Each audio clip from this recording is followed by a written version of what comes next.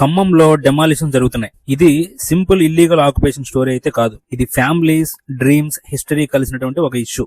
1950లో Bhoodan movement start అయింది. వినోబా భావే గారు land donate చేయమని మూవ్మెంట్ ని నడిపించారు. ఆ ల్యాండ్ భూదాన్ బోర్డు కింద ఉంటుంది. కొంతకాలం తర్వాత కొన్ని పూర్ ఫ్యామిలీస్ ఈ ల్యాండ్ మీద సెటిల్ అయ్యారు. 10-15 years గా అక్కడే ఉంటున్నారు. కరెంటు బిల్లు కట్టారు, లోన్ తీసుకుని ఇల్లు కట్టుకున్నారు, పిల్లలు అక్కడే పెరిగారు, వాళ్ళ జీవనోపాధి మొత్తం అక్కడే ఉంది.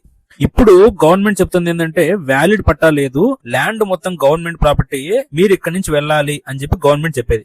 అక్కడ ఉన్నటువంటి జనాలు చెప్పేది ఏంటంటే మేము ఇల్లీగల్ కాదు, గవర్నమెంట్ మాకు కరెంట్ ఇచ్చింది, వాటర్ ఇచ్చింది, ఇప్పుడు బుల్డోజర్ తో వచ్చి మొత్తం కూల్చేస్తామంటే ఎలా అని వాళ్ళు అంటున్నారు. కోర్టు ఏం చెప్తుందంటే లీగల్ టైటిల్ లేకపోతే ఎవిక్షన్ చేయొచ్చు, కానీ డ్యూ ప్రాసెస్ ఫాలో అవ్వాలి, అది కంపల్సరీ అని కోర్టు చెప్తుంది. సో ఇది లా వర్సెస్ లైవ్లీహుడ్ కాన్ఫ్లిక్ట్. సొల్యూషన్ ఏంటంటే ఆ పట్టాలు వాళ్ళకి ఇవ్వడం ఒకటి, లేదా వాళ్ళకి వేరే చోట ఎక్కడైనా కొంచెం భూమి చూపించి ఇల్లు కట్టుకోండి అని టైం ఇచ్చి అలా చేయడం. మీ ఒపీనియన్ ఏంటి? స్ట్రిక్ట్ గా లా ఫాలో అవ్వాలా, లేక హ్యుమానిటేరియన్ యాంగిల్ లో దీన్ని అప్రోచ్ అవ్వాలా? కమెంట్ చేయండి. Thank you so much.